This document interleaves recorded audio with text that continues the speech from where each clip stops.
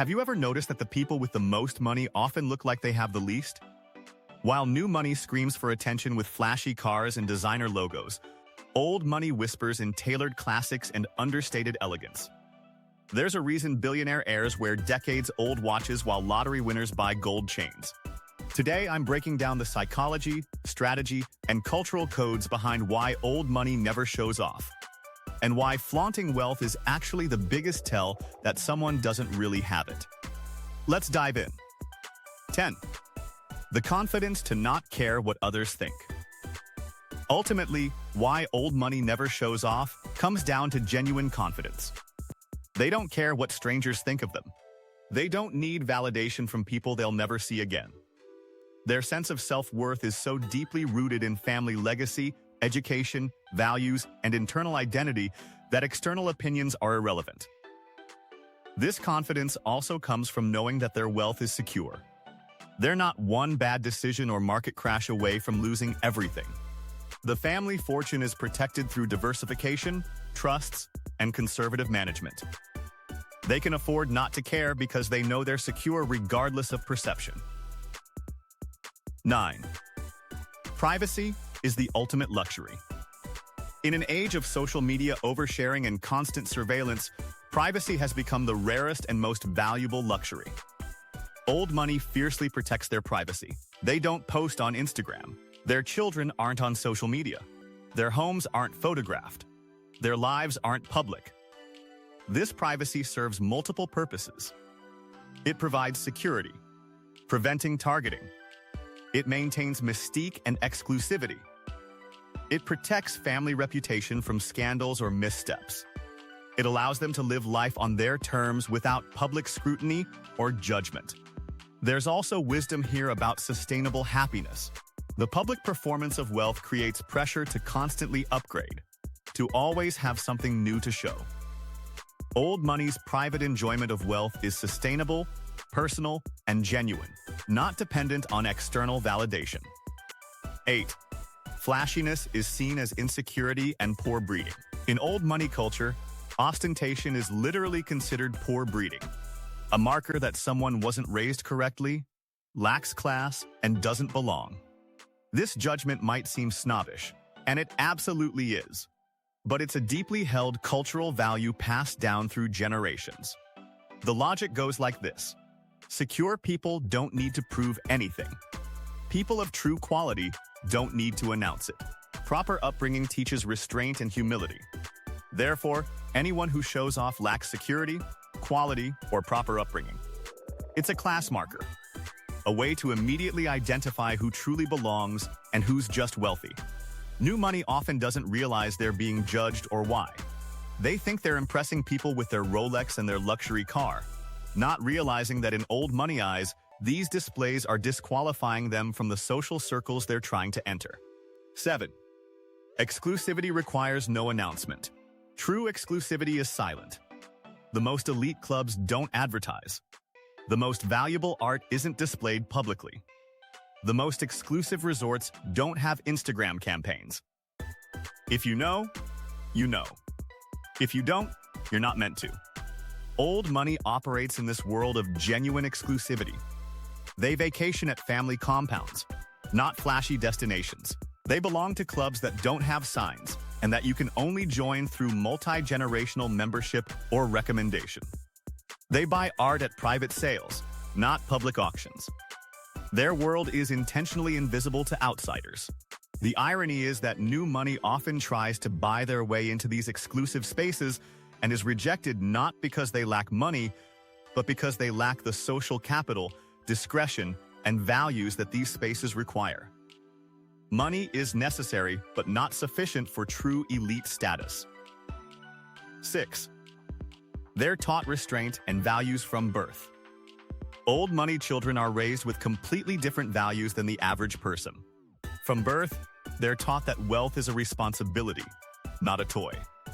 They learn about stewardship, preservation, legacy, discretion, and noblesse oblige, the idea that privilege comes with obligation.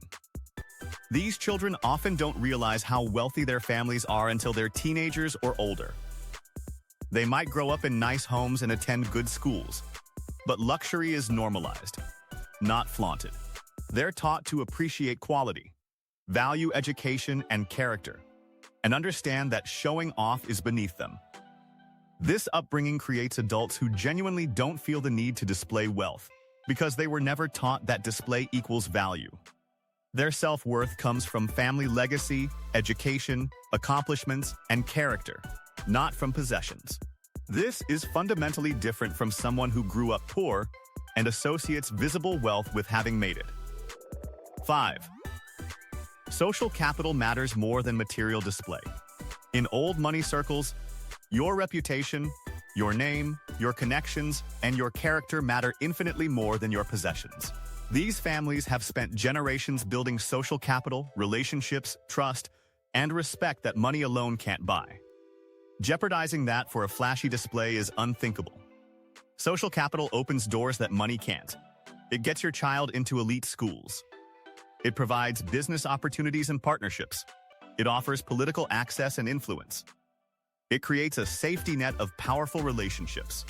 Old money understands that this invisible network is their real wealth, and protecting it requires discretion, dignity, and respectability.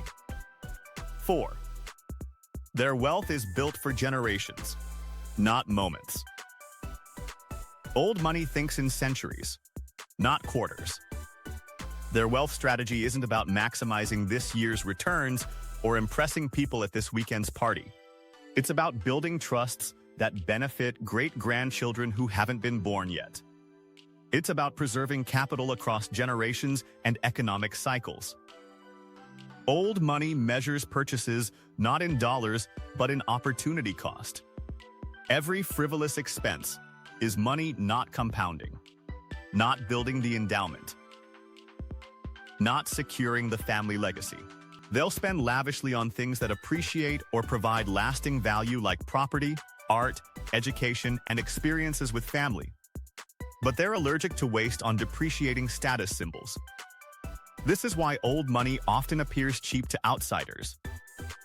They'll invest millions in their children's education, but drive a 10-year-old Volvo. It's not about the money, it's about values and priorities shaped by generational thinking. 3. Quality over logos, the quiet luxury code. Walk past an old money person on the street and you might not notice them. They're wearing clothes that look simple, classic, understated. But look closer, and you'll realize that sweater cost $800. Those shoes are handmade Italian leather. And that watch is a vintage Patek Philippe worth more than a car. The difference is there are no logos screaming for attention. There's also a class element here.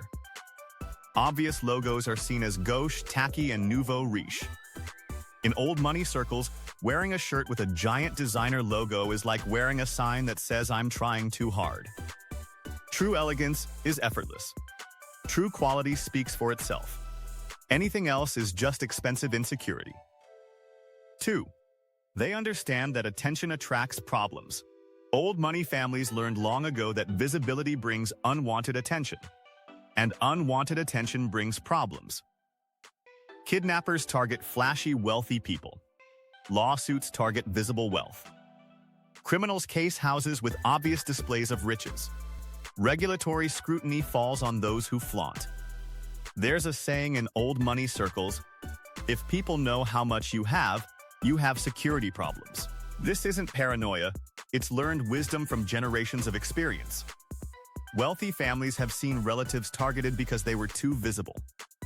They've watched friends face extortion, theft, and exploitation because everyone knew what they had. New money often learns this lesson the hard way. The athlete who flaunts wealth and becomes a robbery victim. Old money watched these patterns for generations and concluded that invisibility is safer than visibility. 1. Wealth is their identity, not their achievement.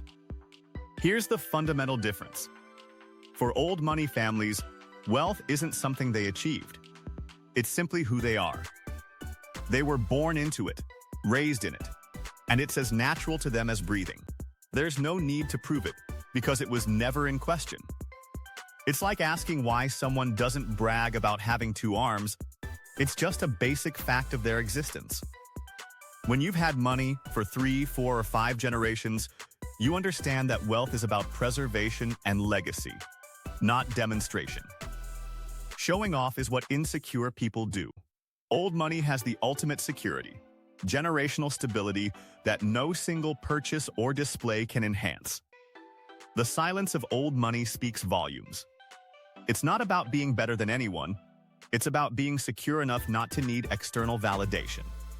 If this perspective changed how you think about wealth and display, hit that like button and subscribe for more content exploring money, class, and psychology. Drop a comment. Do you respect the old money approach? Or do you think people should enjoy their wealth openly? Let's discuss. Thanks for watching. And remember, true wealth whispers while insecurity shouts. I'll see you in the next